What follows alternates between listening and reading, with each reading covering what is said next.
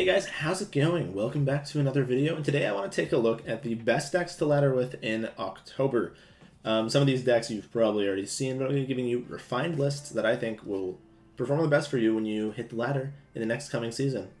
We have about a couple months left until the end of the year, and why not close out 2020 breaking the record for your highest rank, whether that be Legend, Diamond, Plat, Silver, or, maybe Gold, whatever. That order was not right, but point is, try your best, do your best, try these decks, they'll do well. I know it's been a little bit without a video. I've been playing the Brawliseum a lot. I spent a lot of real money on that. It's addictive as hell. I've had some good runs, some bad runs, some 12 wins, some 0 wins.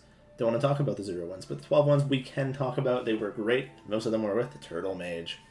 But for real, I've been having a lot of fun playing that. I was going to upload one of the VODs to YouTube, but my best runs were not on Twitch. They were on my phone in bed, as Hearthstone was meant to be played, apparently. So, yeah, I got no footage for you guys. But I'm going to do this video. I'm going to try to have a stream highlight up next week, or a week after this is uploaded. And then hopefully I'll be back to weekly content, because I know I'm lazy, but I gotta upload stuff. So, let's get it done. If you guys enjoyed the video, please be sure to do the usual things. Like it, subscribe, and comment below. I want you to comment below and tell me just how much you enjoy it and how much you enjoy me.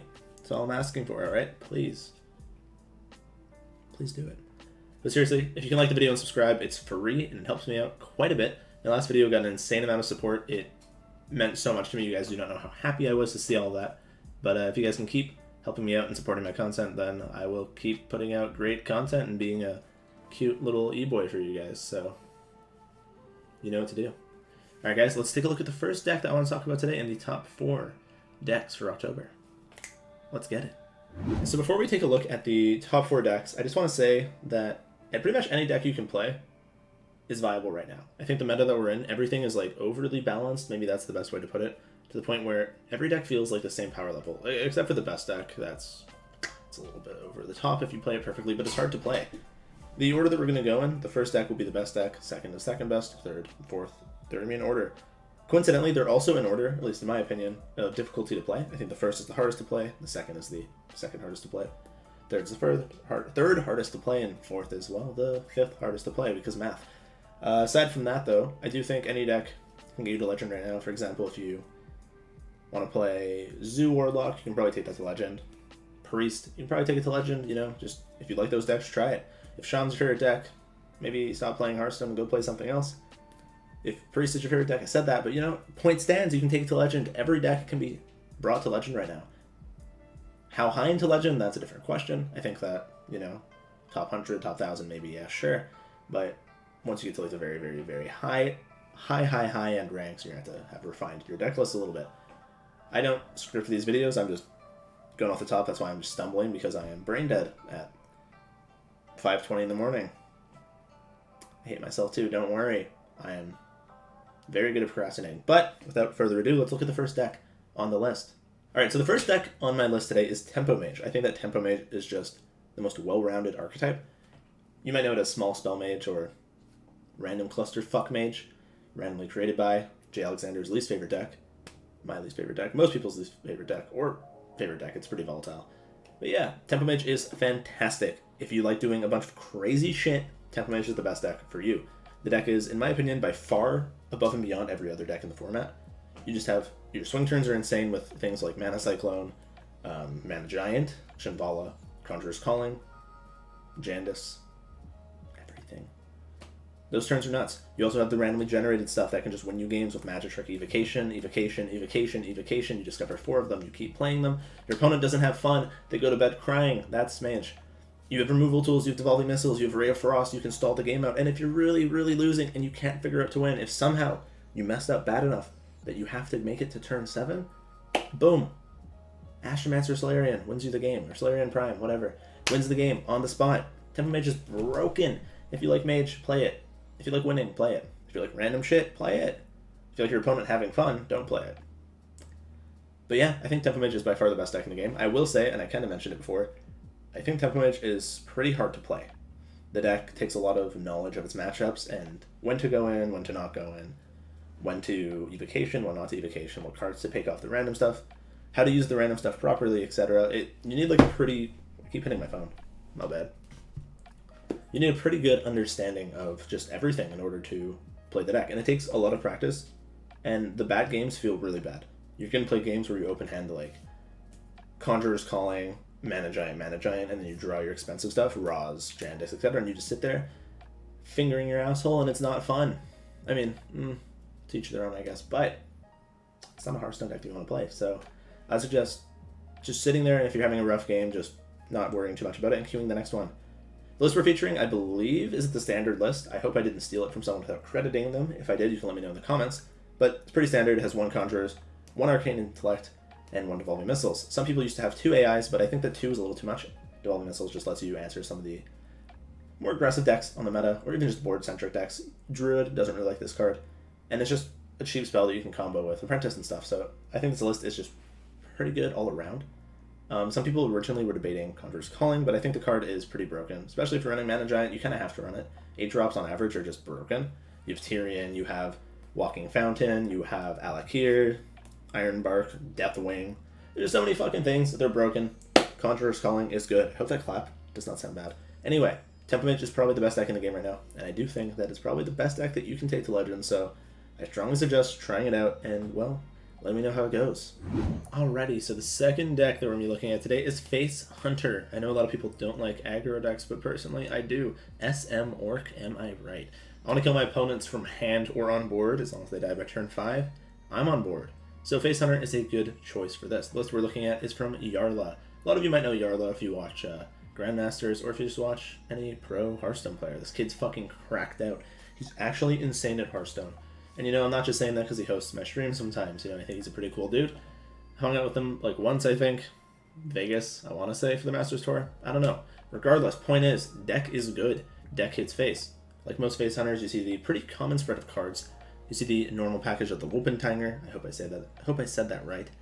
Alongside Face Stalker, with the 2-mana draw card, Scavenger's Ingenuity. It allows you to cycle into bigger threats and just smork your opponent down. Playing a 1-mana 6/6 is good. Playing a 2-mana 4 or 5 is good. I think I did the math right. Those cards kill your opponent. And what do you want to do with Face Hunter? Repeat it after me. Kill your opponent. So yeah, this deck's pretty good. The interesting thing to note is the secret spread. A lot of players had difficulties, ignore the car outside, a lot of people had difficulties deciding on what secrets to run, whether you run 1 freezing trap, 1 explosive trap, 1 pressure plate, 2 freezing traps, 2 explosives, whatever. The point is, people don't know what secrets to run. Yarla said, whatever, I'm gonna do what I want. He plays 2 freezing traps, a pressure plate, and pack tactics, which makes it hard to kill stuff. The secrets are pretty good against Druid, also just against most other board-centric decks. I played this in the Hero Tavern Brawl, and I think I had 8 wins. I definitely suggest trying it out for ladder. It's just good. Also, if you're going for a fast legend, then playing a fast deck is obviously good. You want to get as many games as possible. One thing you'll see a lot, at least in the older days of Hearthstone, is when people want to go for legends, they'll just queue up Pirate Warrior, Face Hunter, Aggro Shaman. Even if it's only like the 2nd or 3rd best deck, they usually just want to queue it up because you can get games in. And it's just like working out. You want as many repetitions as you can. I made that up. I hope that checks out. I don't. You can tell I don't work out, so yeah, you know. Anyway, this deck is actually pretty hard to play, though. Unlike popular opinion, I should say, face decks are pretty hard. It's more than just, I go 1 drop, I go 2 drop, I kill my opponent, bug you. You have to actually think, you're going to have these hands where you have like 4 1-drops, and if you play the wrong one, you probably lose the game a lot of the time. It's really important to know when you want to play what card, what matchup you want to play what card, and when you just want to chill. Take it slow, like you're on a nice date and you're taking everything nice and easy. You really need to just practice and learn. Figure out what you want to do and what you don't want to do. I think Face Hunter is such a solid deck right now. It also beats up on Bomb Warrior, and some of the more aggressive or slower Mage decks, mainly Turtle. So, you know, I'd suggest checking it out. It might be the deck for you. If you don't like it, then you will like the next deck that I show you coming up right now. Alright, so the third deck that we're going to be looking at today is Bomb Warrior. You guys have played it, you guys have seen it, you probably hate it. In fact, whenever I stream Bomb Warrior, people come in my chat and they're like, they need to nerf bombs. Bombs are dumb. Yes, they are. But it's not broken, it's pretty well balanced actually. It just feels pretty bad to lose to. Before we continue though, as I just mentioned, I stream. If you want to head over to my stream, that's right, live streaming, which means this kind of content, but more natural, so I can interact with you guys without a delay. It's just me sitting here reading chat. I mean, I focus on the games, I'm a high legend player, but I'm more focused on selling myself and my personality to you guys. I like making you laugh, I like making you happy. Check it out. The The link is in the description below, but it's also found right above me, up here, that way, at twitch.tv/Luker_HS. Please check it out. It's free to support. I stream 6 days a week. I take Wednesdays off. Okay, sellout. Done.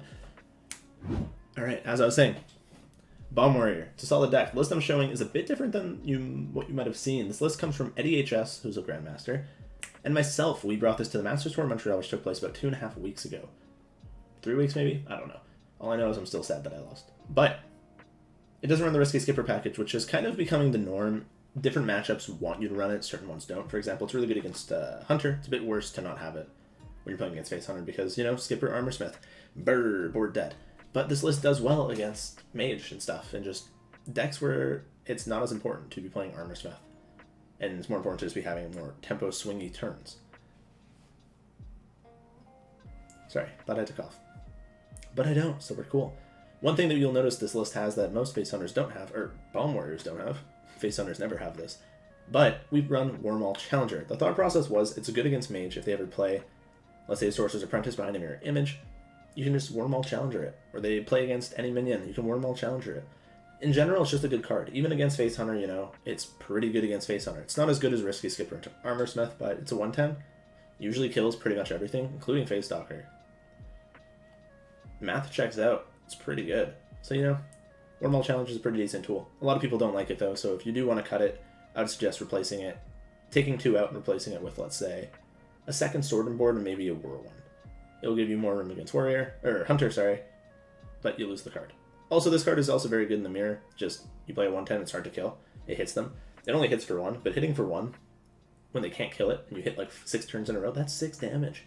It's a lot of damage. And you have 2 of them.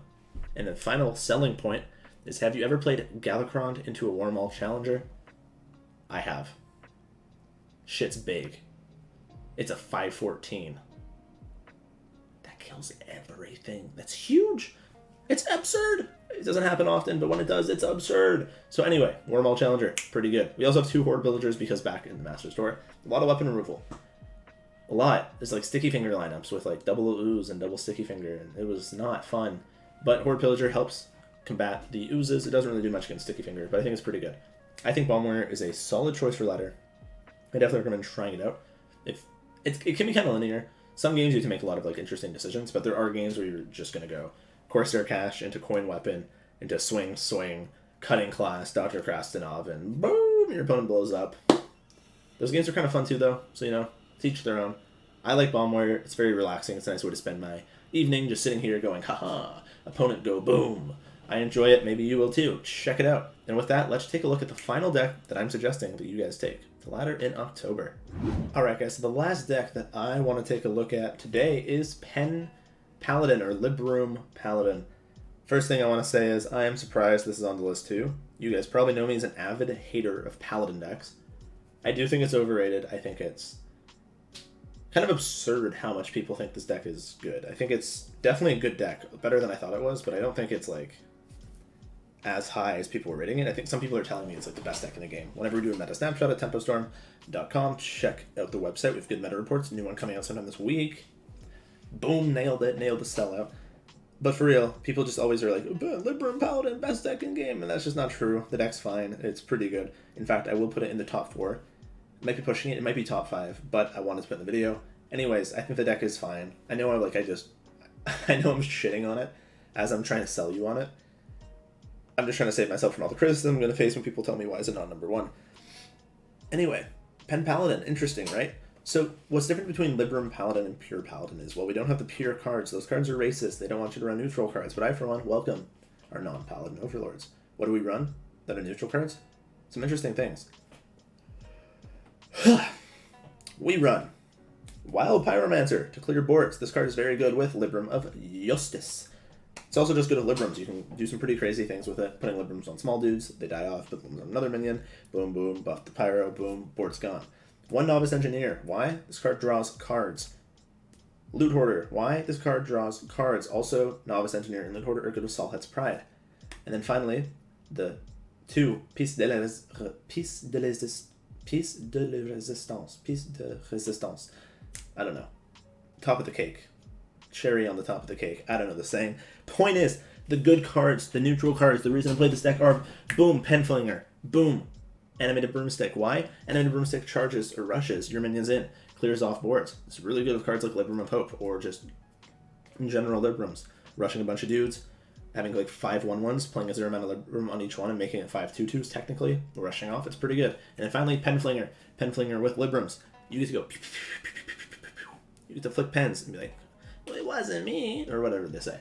Anyway, this deck is actually pretty decent. It has some like pretty decent matchups around the board. It can't win versus Mage. Mage beats it like almost always. Freeze cards shit on Paladin, and Turtle Mage just has infinite turtling.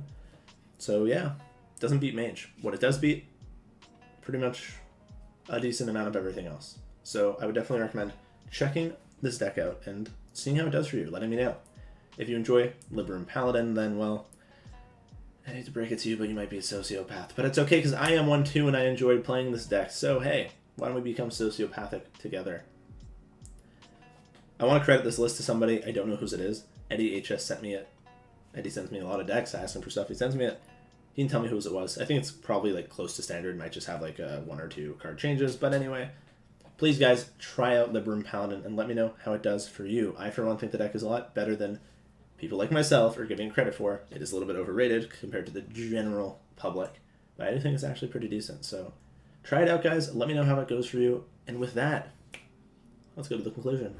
All right, guys, that wraps up my top 4 decks to take to Legend in October. So just to quickly summarize, the decks that I suggested are Tempo Mage, Face Hunter, Bomb Warrior, and Libram Paladin. I think all these decks can get you there.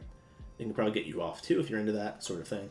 But I think they're all just well-rounded decks that are very powerful for ladder. I'd recommend trying them out, and again, letting me know how they do in the comments for you guys.